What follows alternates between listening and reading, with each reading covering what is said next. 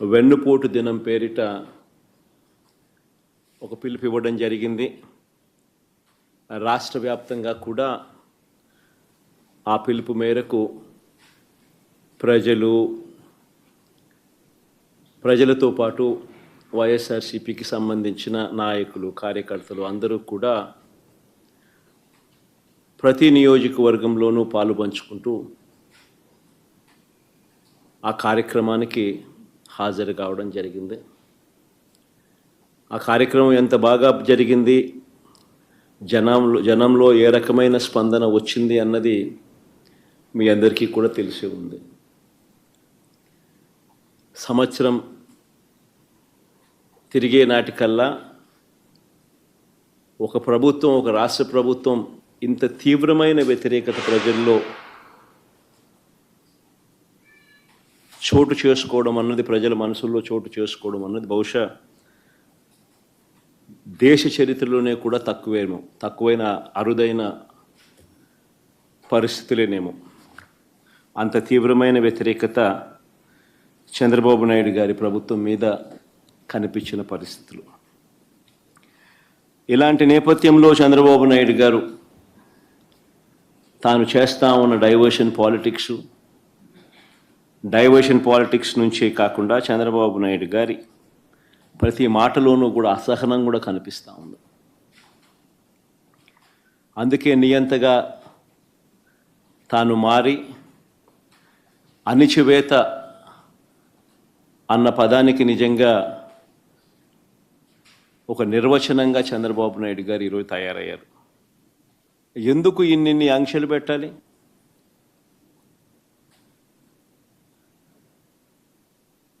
ఎందుకు పోలీసులను ఎక్కడ పడితే అక్కడ పెట్టి ప్రోగ్రాంకి ఎవరు రాకూడదు అని చెప్పి ఆదేశాలు జారీ చేసి, ఎందుకు వచ్చిన వాళ్ళందరి మీద కూడా ఎక్కడికక్కడ కట్టడి చేసే కార్యక్రమం ఎందుకు చేయాల్సి వచ్చింది? చంద్రబాబు గారు నోట్లో నుంచి ఇటువంటి మాటలు వచ్చినాయి కాబట్టే ఎన్ని అడ్డంకులు క్రియేట్ చేసినా ప్రజల్లోనూ కార్యకర్తల్లోనూ ఒక విప్లవం వచ్చింది. నిన్న ప్రోగ్రాం ఎలా జరిగింది అన్నదానికి నేను చెప్పాల్సిన పనిలా, నాకన్నా కూడా మీ అందరికీ కూడా ఎక్కువ అవగాహనే ఉంటుంది.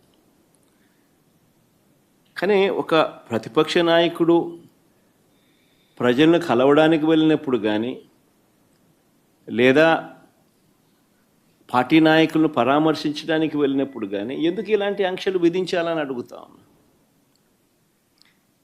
మొన్న పొగాకు రైతులకు సంబంధించి పొదిలి వెళ్తే నిజంగా అక్కడ కూడా ఆశ్చర్యం కలిగించే విషయం. పొగాకు రైతులు కష్టాలు పడతా ఉన్నారు. పండించిన పంటకు గిట్టుబాటు ధర రావడం లేదు. అలాంటి నేపథ్యంలో 2 ఆత్మహత్యలు జరిగాయి పరుచూరు, కొండేపిలో. ఇలాంటి పరిస్థితుల మధ్య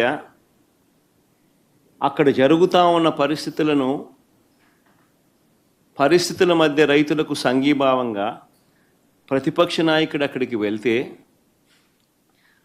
ఆ కార్యక్రమంలో ప్రజలు పెద్ద ఎత్తున పాల్గొంటే దాదాపుగా 40,000 పైచిలుకు మంది ఆ కార్యక్రమంలో పాల్గొంటూ ఆ ప్రోగ్రాం జరుగుతూ ఉన్నప్పుడు 40 మందే ఎంచినా కూడా అంతకన్నా ఎక్కువ మంది కూడా కనపడరు. 40 మందితో నువ్వు 40,000 మంది జరిగే ప్రోగ్రాం మీద రాళ్ళు వేయాలని ప్రయత్నం చేస్తావు. ఆశ్చర్యం కలిగించే విషయం అది. ఏం జరుగుతూ ఉంది? రైతుల సమస్యలు హైలైట్ కాకూడదా? రైతుల సమస్యల తరపున ఎవరు రైతుల తరపున మాట్లాడకూడదా? రైతులకు సంఘీభావంగా ఎవరు వెళ్ళకూడదా? రైతుల సమస్యలు అనేటివి ఎవరు పట్టించుకోకూడదా? 40,000 మంది రైతులు పాల్గొన్న కార్యక్రమంలో 40 మంది చేత నువ్వు డిస్టర్బ్ చేయాలని ప్రయత్నం చేస్తావు. ప్రయత్నం చేసి ఇంకా ప్రజలు సమన్వయం పాటించినారు. పాటించారు కాబట్టి 40,000 మంది 40 మంది మీద పడలా.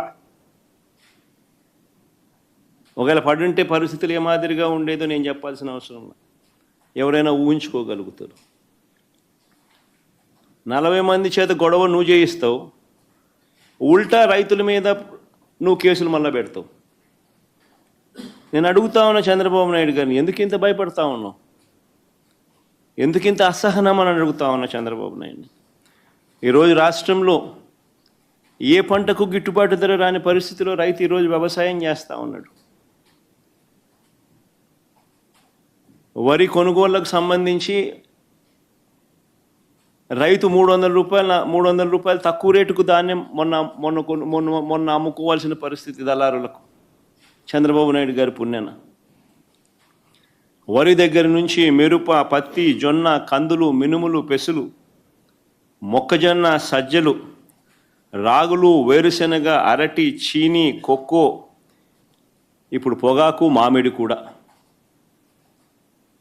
ప్రతి పంట కూడా ఏ పంటకు కనీస మద్దతు ధర రావడంలా. రైతులు అష్ట కష్టాలు పడతా ఉన్నారు.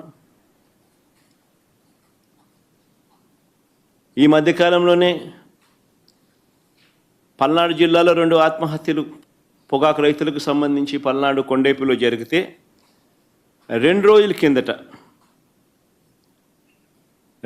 కిందట పల్నాడులో కూడా చిలకలూరుపేట నియోజకవర్గంలో,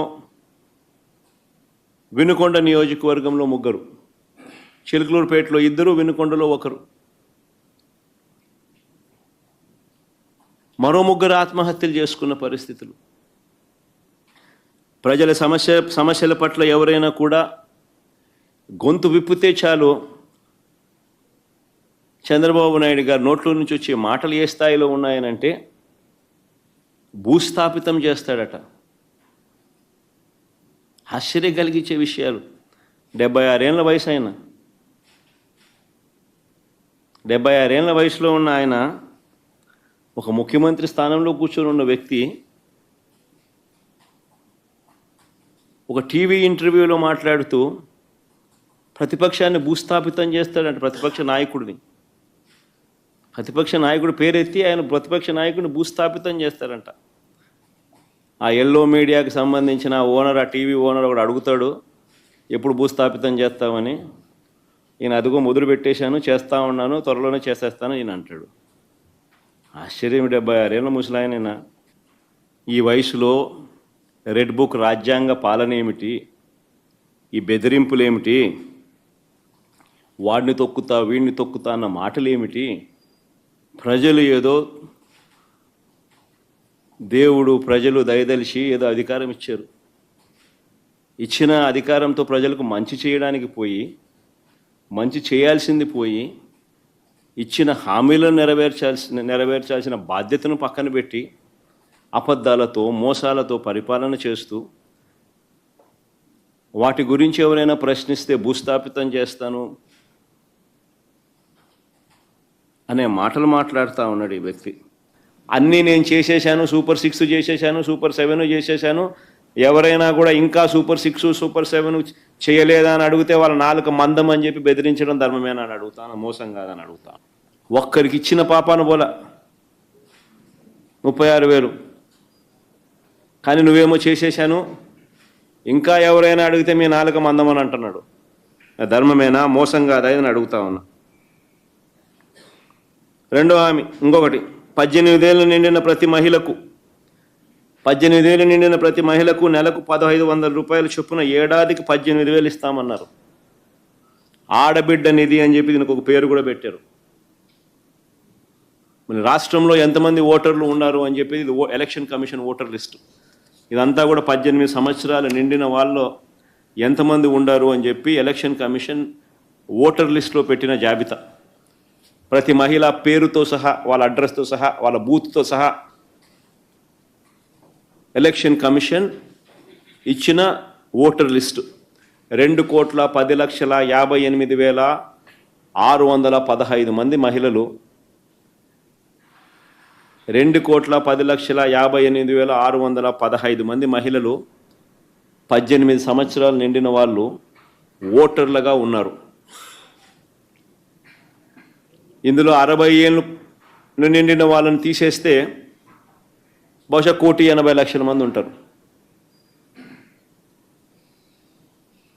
ఇందులో బహుశా 60 ఏళ్ళు నిండిన వాళ్ళని తీసేస్తే బహుశా 1,80,00,000 మంది ఉంటారు. మరి 1,80,00,000 మందికి